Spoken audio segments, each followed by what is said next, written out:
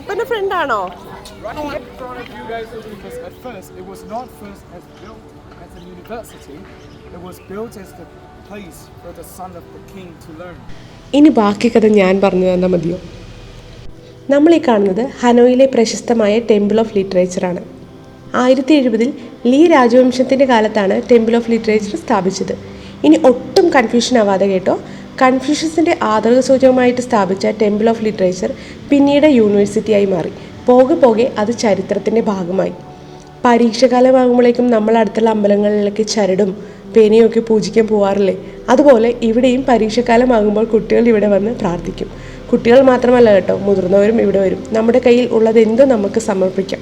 നമ്മുടെ ദൈവങ്ങളെ പറ്റിക്കുന്ന പോലെ നിനക്ക് തരാൻ എൻ്റെ കയ്യിൽ ഒന്നുമില്ല എന്ന നമ്പറൊന്നും ഇവിടെ ഏൽക്കില്ല. പച്ചവെള്ളം വരെ ഇവിടെ സമർപ്പിക്കാം. പച്ചവെള്ളത്തിൻ്റെ കാര്യം പറഞ്ഞപ്പോഴാ ആ പച്ചപ്പഴം കണ്ടോ? ഇടത്തോട്ട് നോക്ക്. അതുതന്നെ ബുദ്ധാസ് ഹാൻഡ് ഫ്രൂട്ട് എന്നറിയപ്പെടുന്ന ഈ പഴം അധികം ആരും അങ്ങനെ കഴിക്കാറില്ല. ഇതൊരു ഭാഗ്യത്തിൻ്റെ പ്രതീകമായിട്ടാണ് കാണുന്നത്. അതുകൊണ്ട് തന്നെ കൂടുതലും ഇവിടെ സമർപ്പിക്കാറാണ് പതിവ്.